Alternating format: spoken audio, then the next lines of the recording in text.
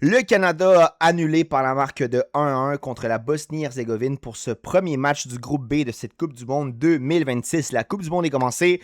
Un nouveau décor est arrivé. Évidemment, l'ancien décor, ça faisait 2 ans que j'avais été dessus.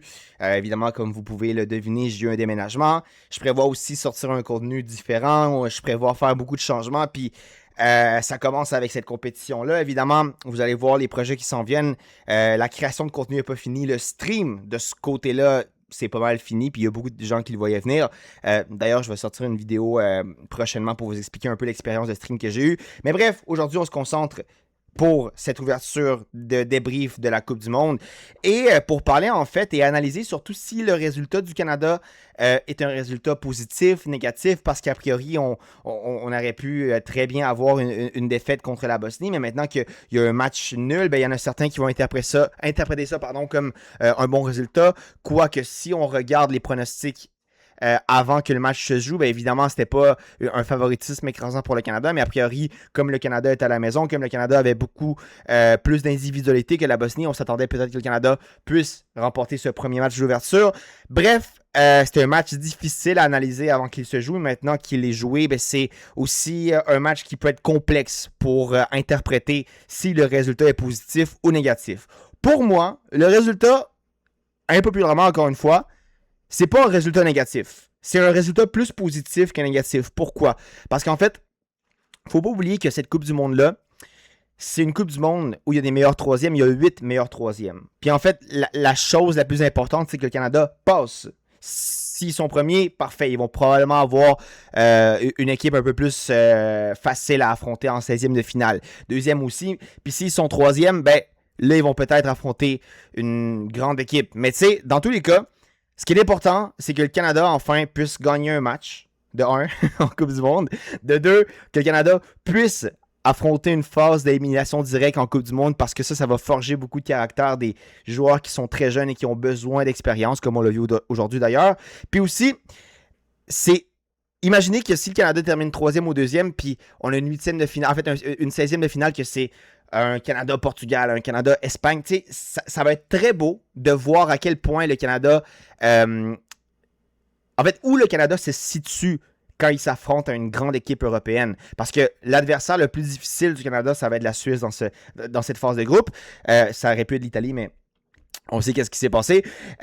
Puis, dans tous les cas, cette Coupe du Monde-là, le Canada n'a pas de chance de la gagner. Il n'y a pas vraiment de chance d'avancer très loin. Je vois très difficile que ce Canada-là avance au-delà des huitièmes de finale. Donc, tant qu'à avancer, ben, au moins qu'il y ait un match avec un grand de l'Europe contre un grand de l'Europe. Tu sais, bref, c'est pour ça que moi, longtemps que le Canada passe cette phase de groupe, moi je suis content pour le spectacle, je suis content encore une fois pour l'expérience que ça va donner à ces joueurs. Puis, bref, le Canada, je pense pas qu'ils sont dans une position compliquée pour se qualifier en 16e de finale. Évidemment, le meilleur résultat, ça aurait été une victoire. Est-ce que le Canada est meilleur que la Bosnie? Est-ce que le Canada pouvait battre la Bosnie aujourd'hui? Oui. Le Canada a eu plus d'occasions claires que la Bosnie, quoique la Bosnie a fait peur au Canada aussi à quelques occasions. La Bosnie, je dirais que c'est une équipe moins bonne en termes d'individualité, en termes de talent individuel, mais un peu meilleure en termes d'expérience que le Canada. Et le Canada, justement, c'est le contraire. C'est une équipe avec des joueurs individuels qui font partie des meilleures ligues européennes.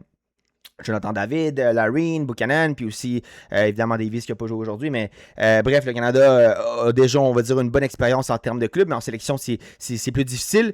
Puis il y a beaucoup d'individualité, encore une fois, comme je dis, que ça me surprend pas qu'il joue dans ces équipes en Europe. Puis tu sais, d'ailleurs, le joueur qui marque aujourd'hui, Larine, je le suis quand même là, depuis qu'il est arrivé à Majorque depuis 2 saisons. Puis le but qu'il marque aujourd'hui, c'est un but d'un grand neuf, hein, sincèrement. Puis attention, parce que, évidemment, David, a priori, est un meilleur neuf que Larine, mais je ne sais pas si pour cette Coupe du Monde, ça serait pas mieux peut-être de prioriser Larine à David, parce que David a eu une occasion similaire aussi, une occasion plus claire même en première mi-temps de son mauvais pied, quoique son pied gauche, on va dire, c'est pas une grande difficulté pour David. David, de ce que je me souviens au moins quand il était à Lille, il marquait beaucoup des 2 pieds.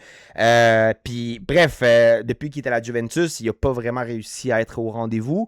Je pense que la Serie A, c'est un petit peu, on va dire, un échelon trop gros pour lui pour le moment. Puis aujourd'hui aussi, on l'a vu, c'est un joueur qui, quand il a la pression devant lui, n'est pas capable de rester serein, rester calme. Puis Larin, c'est ça, c'est un joueur qui semble être plus expérimenté. Le but qui marque, encore une fois, le contrôle orienté qu'il fait, c'est incroyable. C'est pas une passe qui est facile. Puis la finition, petit filet, il n'y a rien à faire pour le gardien de la Bosnie.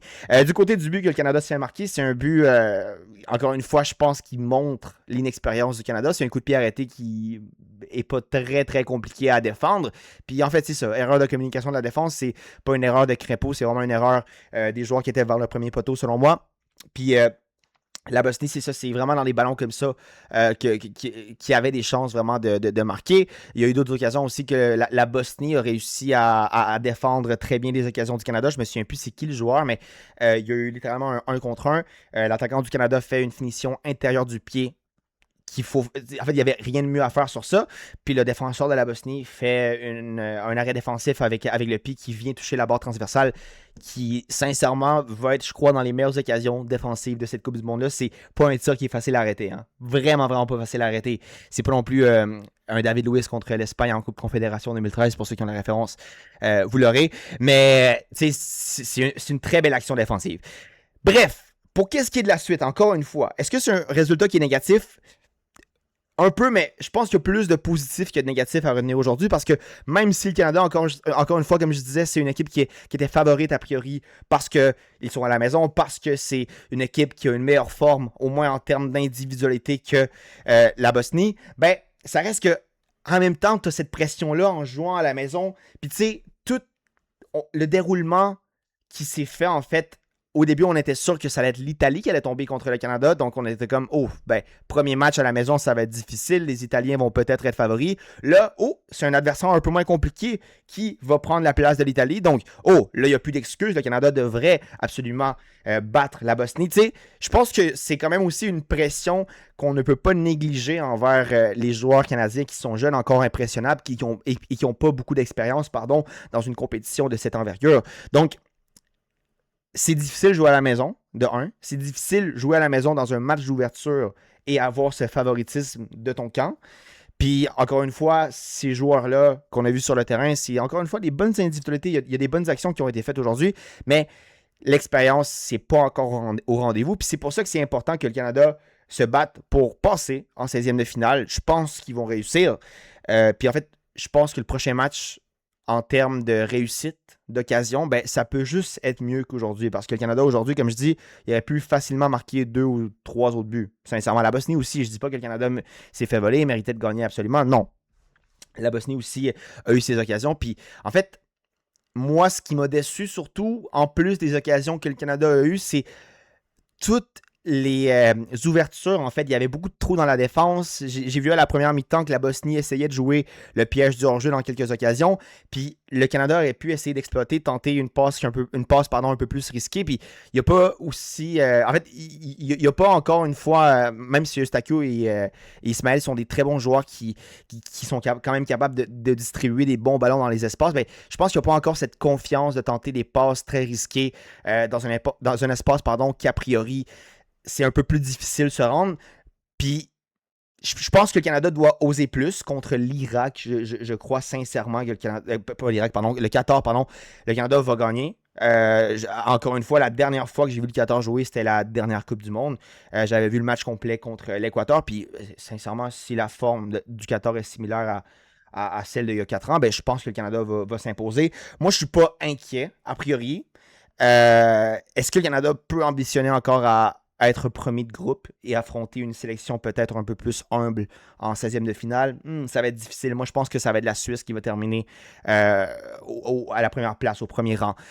Donc, le prochain match, c'est un match que le Canada ne peut pas perdre, ne peut pas annuler. Là, si le Canada annule contre le 14, ça se complique. Parce qu'encore une fois, il y a des meilleurs troisièmes, mais c'est seulement les 8 meilleurs. Donc, il faut quand même avoir un bon nombre de points. Puis aussi, si jamais ça se rapproche en termes de points, il faut qu'il y ait aussi une bonne différence de but. Donc, le Canada doit absolument sortir avec le couteau entre les dents pour le match contre le Qatar. Puis, je crois encore une fois que le Canada va gagner, mais s'ils peuvent établir un écart de 2 ou 3 buts, je pense que ça serait encore un meilleur résultat.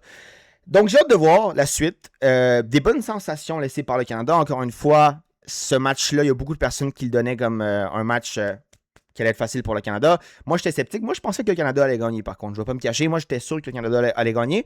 Mais je ne croyais pas, en fait, que le Canada allait encore une fois reproduire l'erreur qu'ils avaient reproduite il y a 4 ans, qui était cette erreur de finition, cette erreur d'inexpérience. Mais tu sais, c'est difficile à briser ça. C'est difficile de passer au prochain rang, au prochain échelon de confiance. Puis, c'est une bonne opportunité de le faire pour le match 2 qui va se dérouler jeudi prochain contre le Qatar à 6h. Évidemment, on va être présent sur cette chaîne YouTube pour faire le débrief. Donc, n'hésite pas à t'abonner si tu veux continuer de suivre mes analyses par rapport à ce parcours du Canada dans la Coupe du Monde.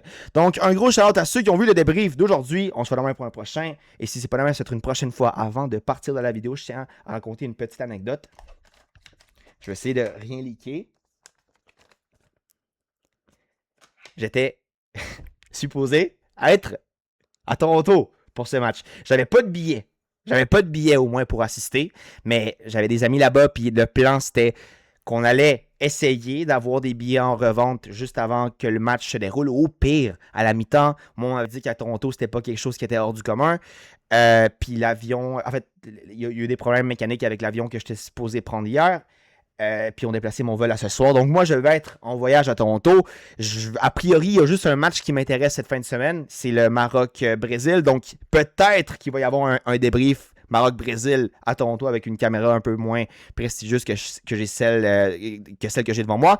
Mais pour la semaine prochaine, c'est sûr qu'on va être de retour dans un setup qui va être celui-ci, peut-être même un peu plus amélioré. Je vais peut-être remettre les posters que j'avais à suivre. Donc, soyez attentifs, soyez à l'affût de ce qui s'en vient pour la chaîne. Puis surtout, écrivez dans les commentaires RIP parce que j'étais supposé vivre cette ambiance-là aujourd'hui. Malheureusement. Puis en plus, c'est un beau match. Hein. Dans tous les cas, c'est un beau match. J'aurais vraiment aimé ça la vivre. Mais dans tous les cas, c'est pas non plus comme si j'étais supposé aller voir un Espagne-Portugal.